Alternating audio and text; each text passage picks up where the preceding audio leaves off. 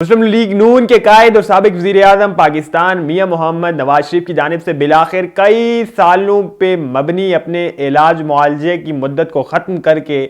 बिलाखिर पाकिस्तान लौटने का हतमी ऐलान और फैसला कर दिया गया है। उनके छोटे भाई पाकिस्तान के वज़ीर-ए-आज़म मियां मोहम्मद शहबाज शरीफ को मुख्तलिफ जगहों पे मुख्तलिफ तकरीबात में अपनी हरकत की वजह से बहुत सी शर्मिंदगी का सामना करना पड़ता है। और इसके अलावा कल यानी कि 6 दिसंबर के रोज़ इमरान खान को FIA तलब किया गया है, जिस पे इमरान खान ने एक दरख्वास्त भी लाहौर हाई कोर्ट में दायर कर दी है। और इसके अलावा पाकिस्तान तहरीक इंसाफ के रहनुमाओं पर घेरा तंग किया जा रहा है। नाजरीन, इस वक्त मुल्क पाकिस्तान का जो सियासी मंजरनामा है, जो सियासी सूरत हाल है, वो इंतहाई दिलचस्प है। एक तरफ मुस्लिम लीग नवाज और PDM के कुछ रहनुमा साबिक गवर्नर जनरल और साबिक सिपह सलार पे तनकीद के निस्तर और तनकीद के तीर बरसा रहे होते हैं, वहीं बहुत से मुस्लिम लीग नवाज के रहनुमा और कायदीन जो है वो उनके हक में भी बयानबाजी कर रहे होते हैं। लेकिन इस सारी सूरत हाल में सबसे अहम और जो बड़ी खबर निकल के आ रही है वो ये है कि नवाज शरीफ, जो कि पिछले तकरीबन 4.5 से 4.5 सालों से लंदन में मुकीम हैं, अपना इलाज करवा रहे हैं बकौल उनके, और उसी सिलसिले में वो वहाँ पर मौजूद थे। जबकि इसकी जो हकीकत है उससे आप भी आशना हैं, वो किस वजह से वहाँ पे मौजूद हैं, वहाँ पे रह रहे हैं, और उनकी बेटी भी पिछले कुछ अरसे से, पिछले कुछ दिनों से वहाँ पर मौजूद हैं। उनकी जानिब से बिलाखिर ये फैसला कर दिया गया है, ये अहम फैसला ले लिया गया है कि अब वो पाकिस्तान लौट रहे हैं। जी हाँ, एक खबरसां इदारे के मुताबिक इंतहाई अहम पेशरफ्त हो चुकी है और नवाज शरीफ की जानिब से इस अमर पर फैसला महफूज किया जा चुका है। उनके करीबी ज़राए का ये कहना है कि चूँकि इमरान खान एक बहुत बड़ी तलवार लिए, एक बहुत बड़ा सांचा लिए हुकूमत के गर्दन पर खड़े हैं कि किसी भी वक्त वो पंजाब की और खैबर पख्तूनख्वा की असेंबलियों को तोड़कर इलेक्शन की तरफ बढ़ सकते हैं। तो PDM हुकूमत का ये फैसला है और इस फैसले के पीछे जो अहम रोल है वो मियां मोहम्मद नवाज शरीफ का ही है, चूँकि वो ये समझते हैं कि अगर 2 सूबों में हुकूमत को ख़त्म भी कर दिया जाता है तो हुकूमत को ख़त्म करने के बाद 90 दिनों के अंदर सिर्फ उन्हीं 2 सूबों में इलेक्शन करवाए जाएं। और वो इस अमर को इस वजह से चाहते हैं कि वो खुद पाकिस्तान आना चाहते हैं और पाकिस्तान आकर वो इन इलेक्शंस में बाकायदा तौर पर अपनी पार्टिसिपेशन को यकीनी बनाना चाहते हैं और उसके बाद वो एक रद्द अमल लेना चाहते हैं अवाम से कि आखिर वो आज के दिन में भी अवाम में किस कदर मकबूल हैं, क्या उनका नाम लेने वाला, क्या उनके कामों की तारीफ करने वाला आज भी पाकिस्तान में कोई मौजूद है या नहीं है। अगर मौजूद है तो वो किस तादाद में, किस हुजम में है। ये तमाम तर चीज़ें ऑब्जर्व करने के लिए इमरान मादरस के साथ नवाज शरीफ ने पाकिस्तान आने का फैसला बिलाखिर कर दिया है। इससे कबल कई सारे मौक़ों पे ये खबरें सामने आई कि फ़लाँ तारीख को फ़लाँ मौके पे नवाज शरीफ पाकिस्तान आ रहे हैं, लेकिन उन्हें ये तौफीक नसीब ना हुई। लेकिन अब नवाज शरीफ की जानिब से ये फैसला कर दिया है कि वो आने वाले वक्त में अगर इमरान खान असेंबलियाँ तहलील कर देते हैं तो उन असेंबलियों की तहलील के साथ ही नवाज शरीफ पाकिस्तान लैंड करेंगे और फिर 90 दिनों के अंदर, यानी कि जो हुकूमती प्लान है, अगर जो हकीकतन होगा वो तो एक अलग बात है, लेकिन जो हुकूमती प्लान है उसे सामने रखते हुए मैं आपके साथ बात कर रहा हूँ कि हुकूमती प्लान के मुताबिक नवाज शरीफ इमरान खान की असेंबली को तहलील करने के साथ ही लैंड करेंगे पाकिस्तान और 90 दिनों में करवाए जाने वाली इन इलेक्शन में भरपूर तरीके से अपनी मुहिम में पार्टिसिपेट करेंगे। खैर, ये फैसला होना अभी बाकी है कि क्या इस PDM इन इलेक्शंस को बतौर PDM बतौर इत्तेहाद लड़ेगी या फिर अपनी अपनी जमाती बुनियादों पर ये इलेक्शंस लड़ेगी।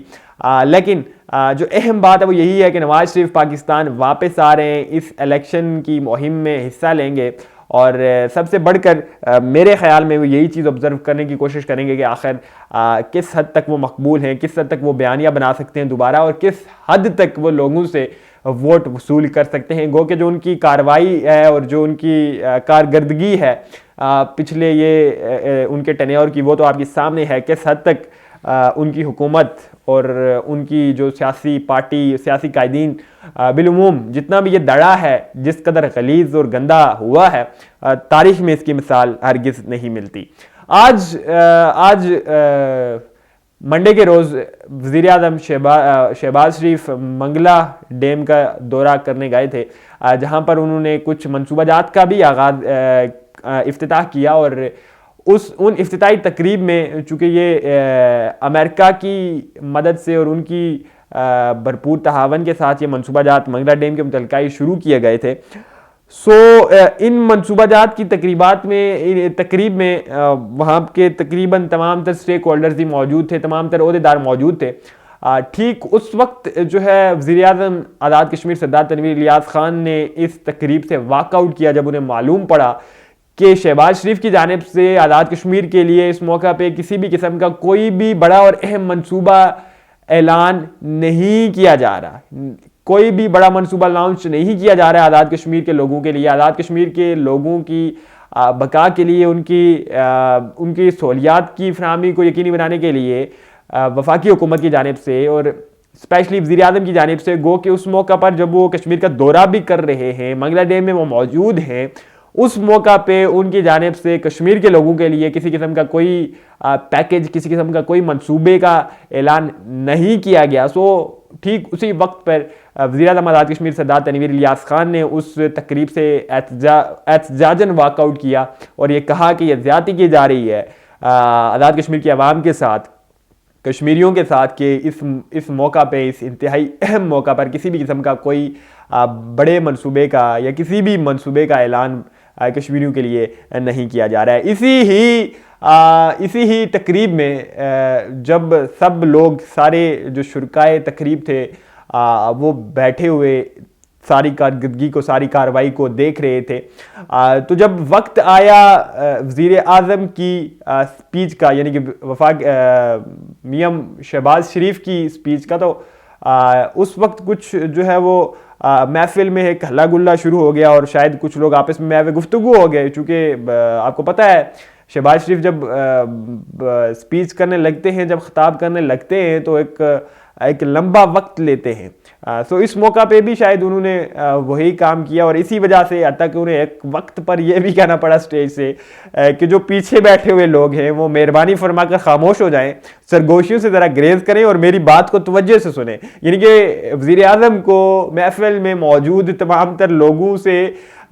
तवज्जो लेने के लिए भी ये जुमला कहना पड़ा। हर इस किस्म की बातें तो वज़ीर आज़म शहबाज शरीफ करते ही रहते हैं, चाहे वो किसी बैरूनी मुल्क के दौरे पे हों,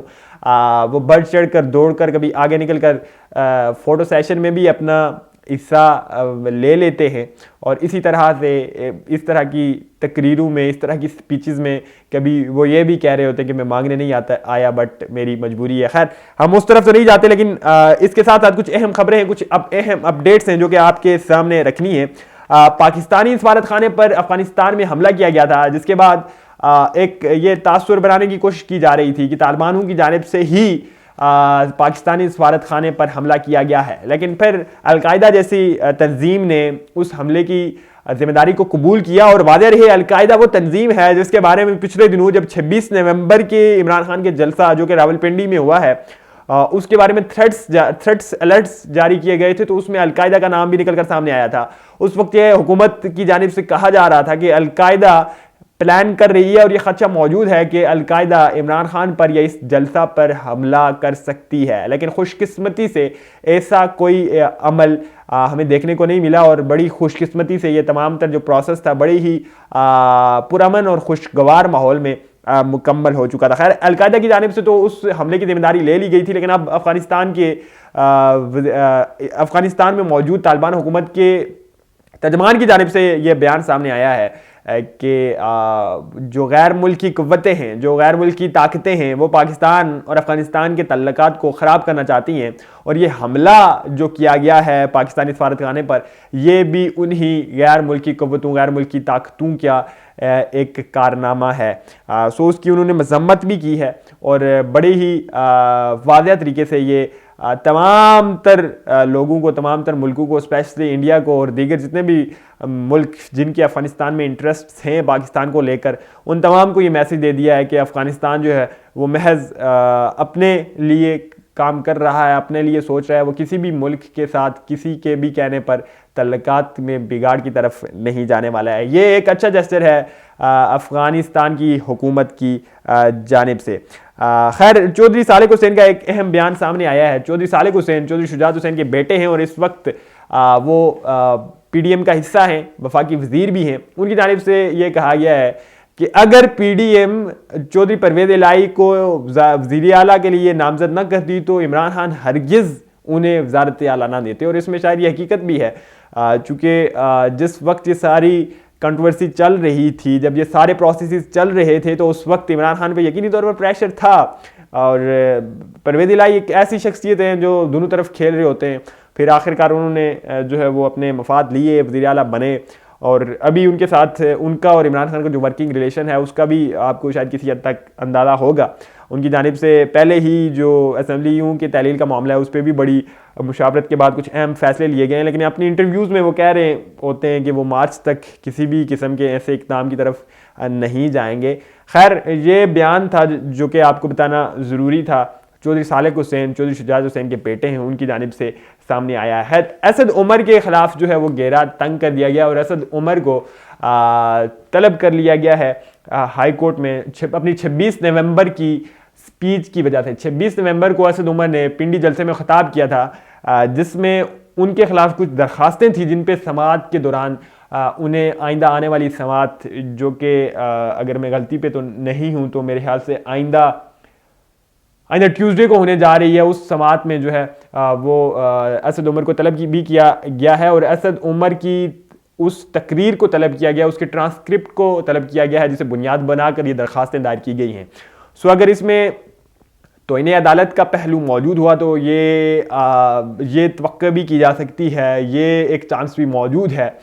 कि असद उमर पर तौहीन अदालत का केस चले और फिर तौहीद अदालत की कार्रवाइयों में आगे जाकर क्या होता है उसका आपको पता है। और जब इस मामले पे कुछ अहम और दीगर अपडेट्स होंगी वो भी आपके सामने रखेंगे।